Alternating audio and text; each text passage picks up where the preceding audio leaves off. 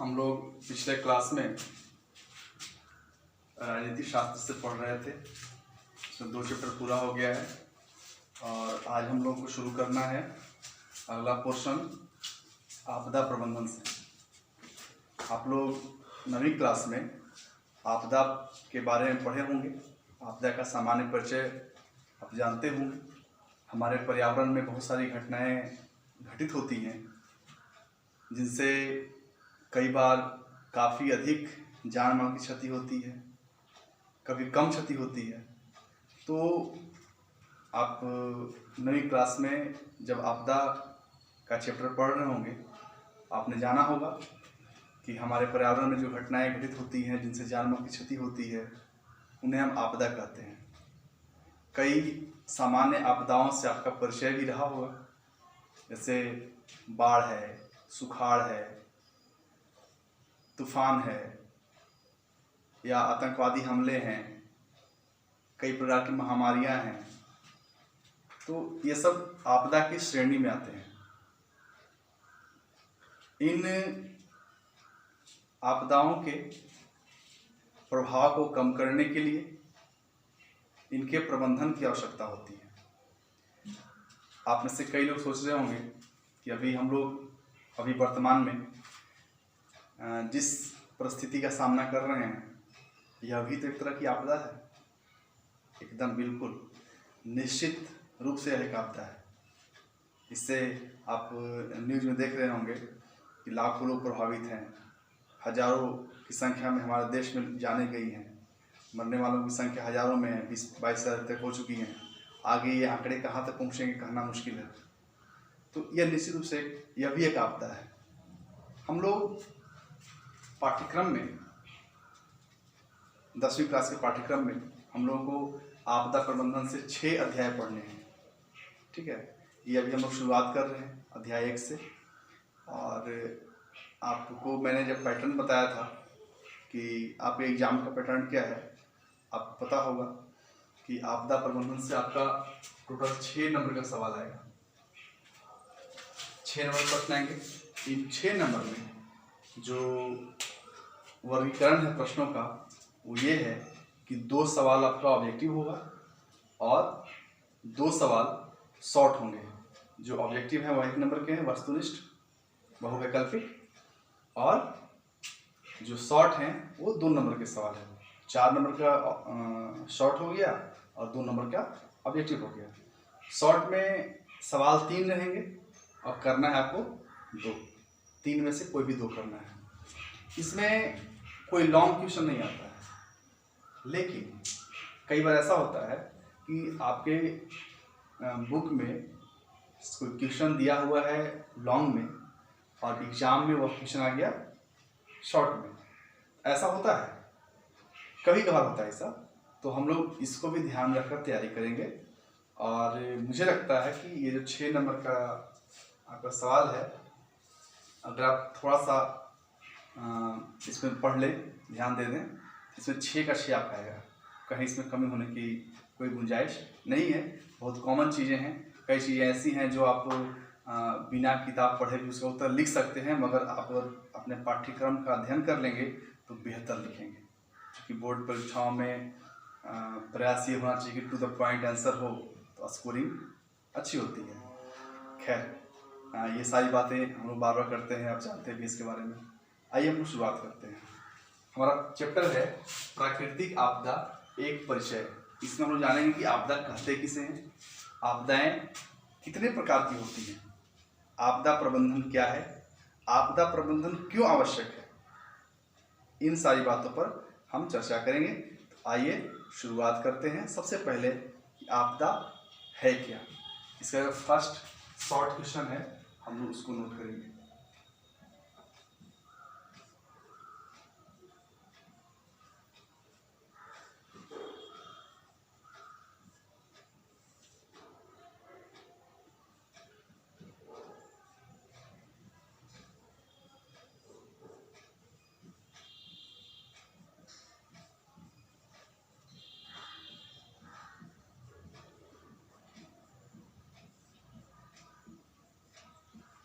एक चीज़ इसको शुरू करने के पहले मैं एक चीज़ आपको बताना चाहूँगा कि मैंने पिछले वीडियो में एक सवाल दिया था।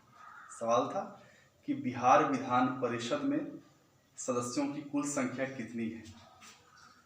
आप में से बहुत सारे लोगों ने उत्तर दिया है, मगर मुझे आश्चर्य इस बात का है कि जितने लोगों ने उत्तर दिया है सबका उत्तर एक ही है और सबका उत्तर गलत है। अब या तो आपने गंभीरतापूर्वक इसका उत्तर खोजने का प्रयास नहीं किया, या किसी गलत स्रोत से आपको जानकारी मिली हो। खैर, जो भी हो, सवाल था कि बिहार विधान परिषद में सदस्यों की संख्या कितनी है। तो इसका उत्तर मैं सबसे पहले बता दे रहा हूँ, उसके बाद हम आगे बढ़ेंगे। उसमें अभी वर्तमान में कुल 75 सदस्य हैं।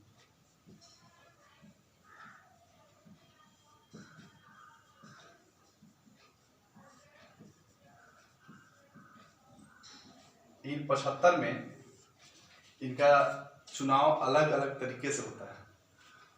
जैसे 27 जो हैं,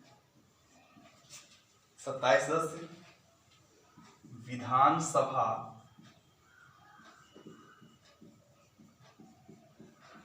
सदस्यों द्वारा चुने जाते हैं। ठीक है। 6 जो हैं वो चुने जाते हैं शिक्षकों द्वारा। शिक्षक निर्वाचन 6 हैं। 6 हैं स्नातक निर्वाचन।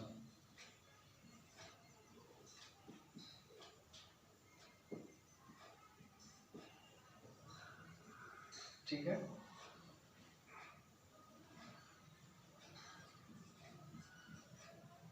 24 हैं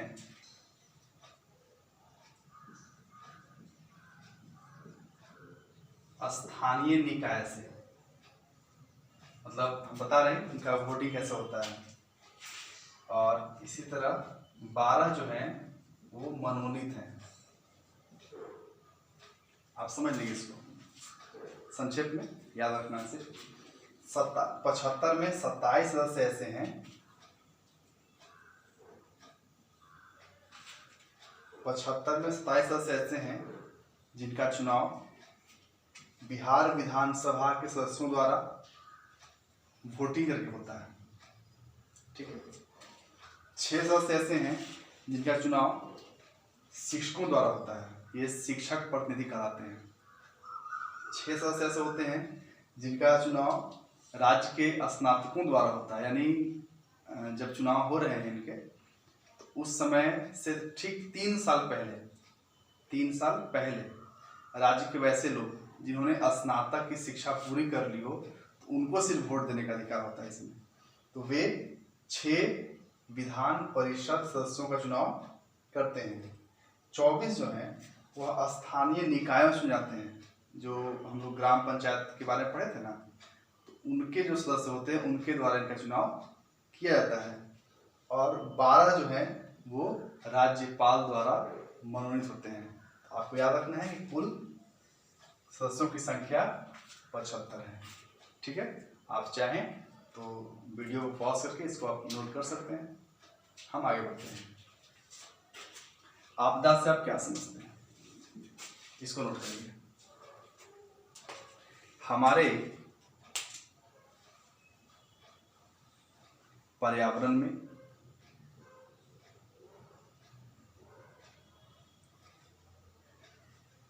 घटित होने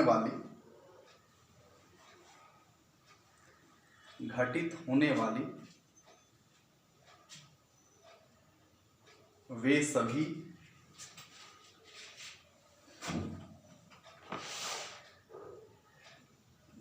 घटनाएं जिनसे जान माल की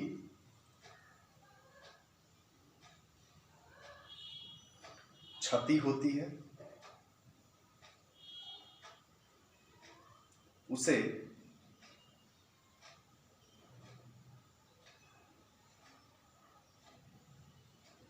आपदा कहते हैं। आपदा कहते हैं। जैसे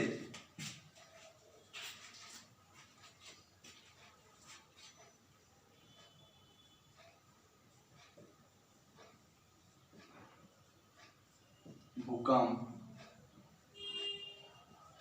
सुनामी, बाढ़, सुखाड़,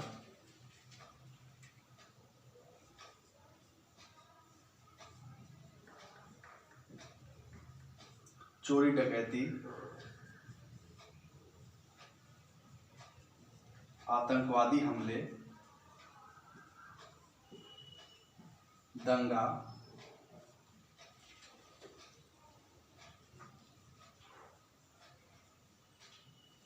भूस्खलन,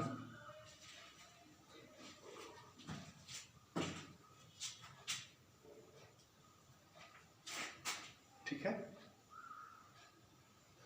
इसमें और लिख लीजिए दुर्घटनाएं,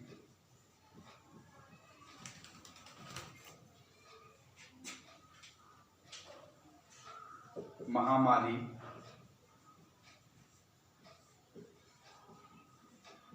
आदि, ये सब आपदाएं हैं। इनसे भारी स्तर पर, बड़े स्तर पर जान माल की क्षति होती है। आप देख रहे हैं कि इनमें आपदाएं दो तरह की हैं। एक प्राकृतिक आपदा है जो प्राकृतिक कारणों से उत्पन्न होती है, और दूसरी मानव जनित आपदा है जो मानवीय कारणों से उत्पन्न होती है। जैसे दुर्घटनाएं हैं, अक्सर आप अखबारों में, न्यूज़ में देखते होंगे कि सड़क दुर्घटनाओं में जान माल की भारी क्षति होती है। अक्सर इस तरह की घटनाएं होती हैं। तो ये घटनाएं कहीं ना कहीं मानवीय कारणों से होती हैं, चाहे गलती किसी की भी हो, तो मानवीय कारणों से होती है। भूकंप है, ये प्राकृतिक घटना है। जो आपदा, जो घटनाएं मानवीय कारणों से हो रही है उनको हम रोक सकते हैं, उनका उचित प्रबंधन करके हम रोक सकते हैं। लेकिन जो घटनाएं प्राकृतिक कारणों से हो रही हैं उनको रोकना संभव नहीं है। हाँ, अगर हम उचित प्रबंधन करें तो प्राकृतिक आपदाओं के भी प्रभावों को कम कर सकते हैं, उनसे होने वाले नुकसान को कम किया जा सकता है, मगर उनको रोक पाना मानव के लिए असंभव है। जो मानव जनित आपदाएं हैं उनको हम रोक भी सकते हैं और उचित प्रबंधन के द्वारा उनके प्रभावों को, नुकसान को कम भी कर सकते हैं। ठीक है, तो सबसे पहले हम लोगों ने जाना कि आपदा है क्या। आपने इसकी परिभाषा लिख ली, इसका एग्जाम्पल लिख लिया, उदाहरण लिख लिया। आगे है आपदा के कितने प्रकार हैं। आपदा कितने प्रकार के होते हैं, सेकेंड क्वेश्चन है।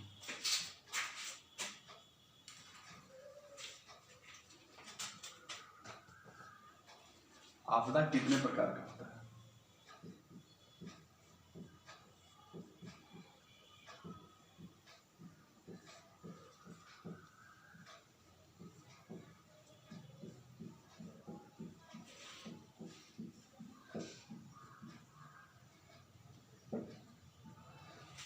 आपदा कितने प्रकार का होता है, नोट करिए। आपदाएं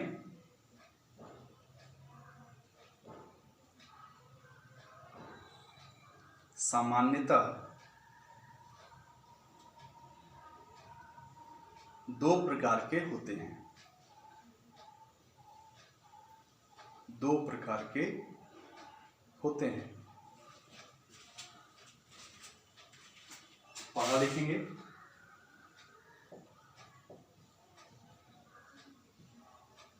प्राकृतिक आपदा,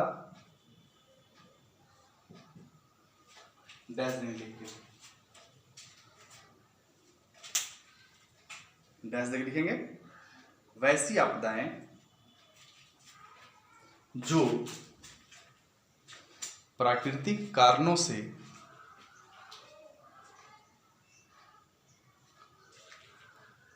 होती हैं, जो प्राकृतिक कारणों से होती हैं,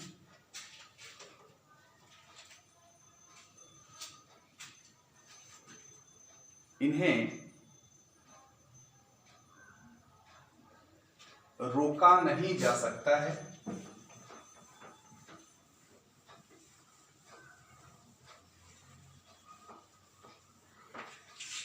परंतु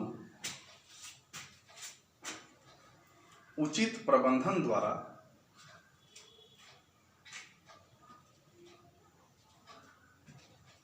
इनके नुकसान को कम किया जा सकता है। उचित प्रबंधन द्वारा इनके नुकसान को कम किया जा सकता है, जैसे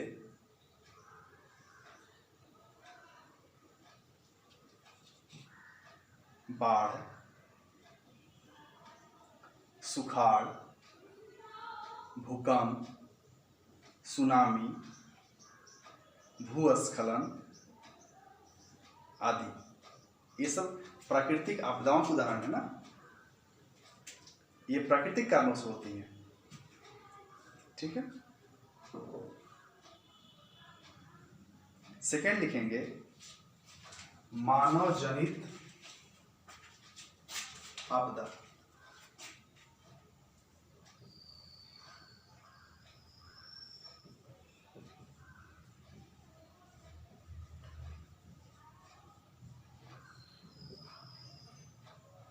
मानव जनित आपदा,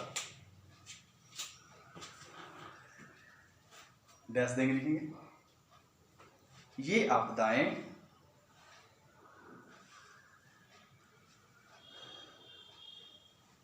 मानवीय कारणों से होती हैं, मानवीय कारणों से होती हैं। इन आपदाओं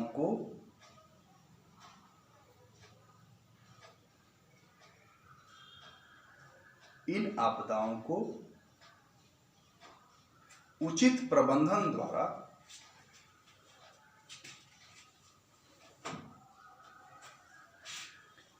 रोका जा सकता है तथा इनके प्रभावों को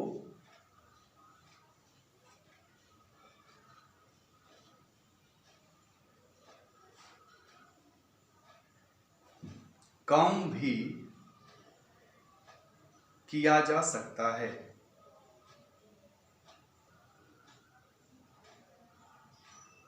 जैसे आतंकवादी हमले, चोरी डकैती, दंगा, दुर्घटना आदि। ये सब मानव जनित आपदाओं के उदाहरण हैं। आपने नोट किया है कि जो मानव जनित आपदाएं हैं उनको उचित प्रबंधन द्वारा रोक भी सकते हैं और आपदाएं घटित होने के बाद इनके प्रभावों को कम भी किया जा सकता है, क्योंकि इनका कारण मानवीय है। आप दोनों का अंतर समझ रहे हैं।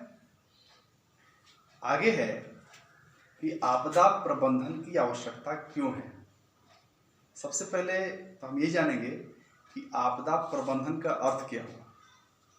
जैसे आपदा प्रबंधन दो स्तर का होता है, एक आपदा के पहले और एक आपदा के बाद। आजकल जो आपदा प्रबंधन की बात होती है वो 3 स्तर की होती है। एक आपदा के पहले पूर्व प्रबंधन, दूसरा आपदा होने के तुरंत बाद, हम लोग इसको कहते हैं आकस्मिक प्रबंधन। हम लोगों को अगले चैप्टर में पढ़ना है इस बारे में। आपदा घटित हुई, उसके तुरंत बाद आकस्मिक प्रबंधन, और तीसरा है आपदा के बाद का प्रबंधन, यानी दीर्घकालीन प्रबंधन कहते हैं उसको। आपदा के बाद क्या होता है, इसको एक एग्जाम्पल समझेंगे लोग। जैसे मान लीजिए किसी क्षेत्र में संभावना है कि वहाँ पर बाढ़ आ सकती है। बाढ़ एक प्राकृतिक आपदा है।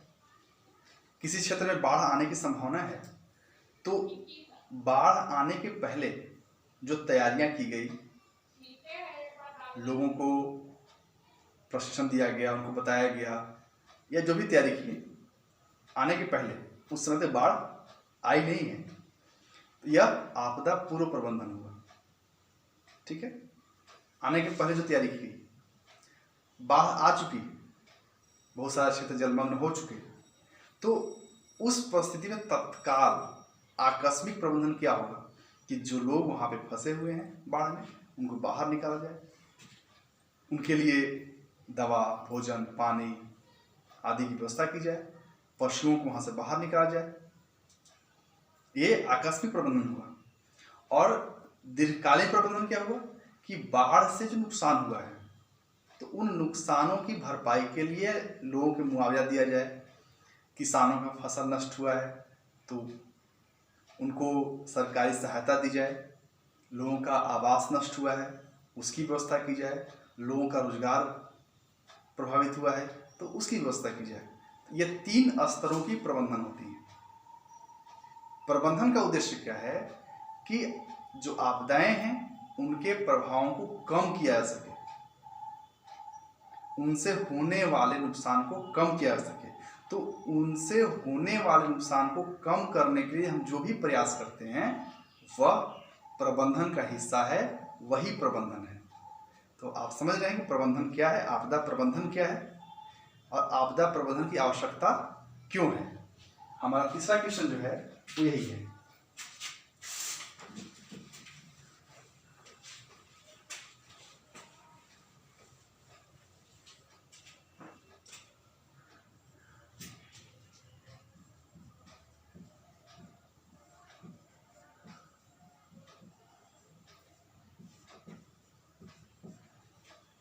आपदा प्रबंधन की आवश्यकता क्यों है।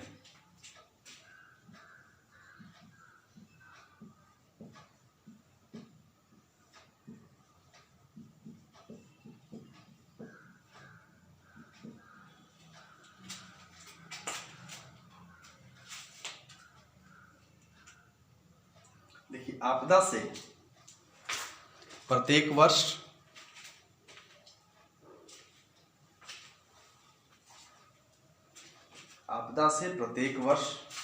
बड़ी संख्या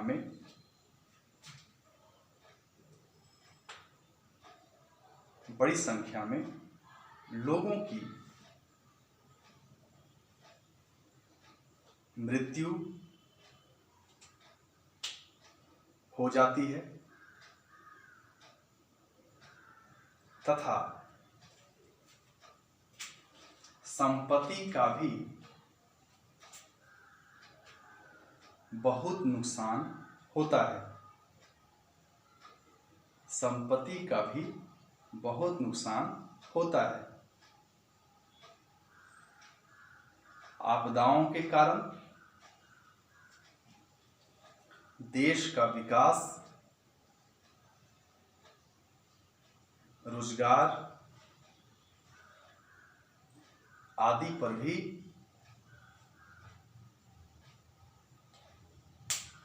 नकारात्मक प्रभाव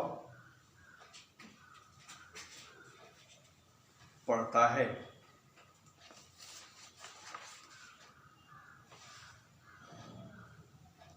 आपदा के कारण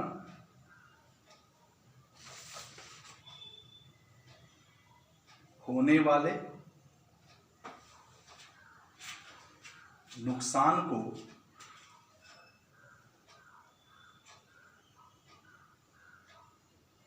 कम करने तथा इसके प्रभाव को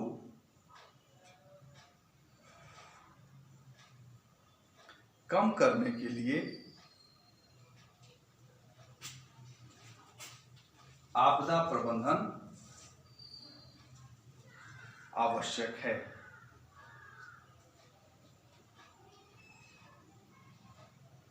ठीक है, इसमें 3 ऑब्जेक्टिव क्वेश्चन भी हैं, आसान सवाल हैं। मेरे पास बुक है। पहला सवाल है कि 4 ऑप्शन दिए हुए हैं और सवाल ये है कि इनमें से कौन प्राकृतिक आपदा नहीं है। सुनामी, बाढ़, आतंकवाद और भूकंप। तो आप समझ चुके हैं कि सुनामी, बाढ़ और भूकंप प्राकृतिक आपदा है और आतंकवाद प्राकृतिक आपदा नहीं है, यह एक मानव जनित आपदा है। ठीक है, सेकंड क्वेश्चन है कि इनमें से कौन मानव जनित आपदा है।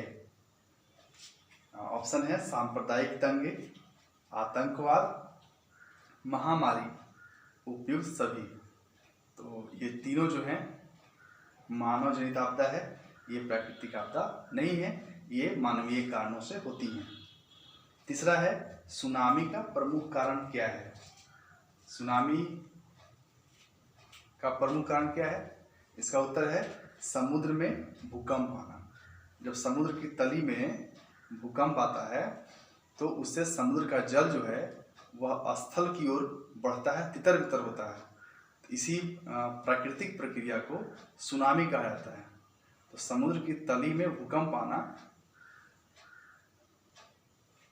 सुनामी का कारण है। ठीक है, ये 3 ऑब्जेक्टिव थे और ये 3 शॉर्ट क्वेश्चन थे, हो चुके हैं।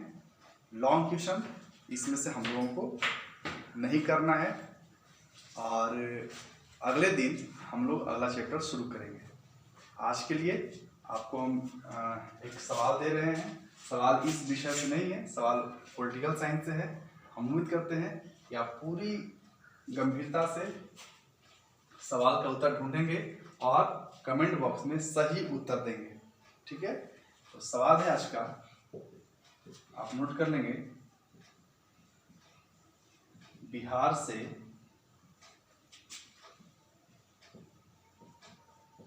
लोकसभा एवं राज्यसभा के लिए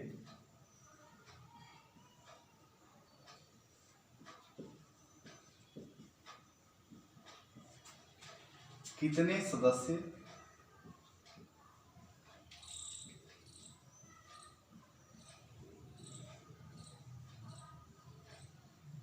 चुने जाते हैं। चुने जाते हैं या निर्वाचित होते हैं की बात है।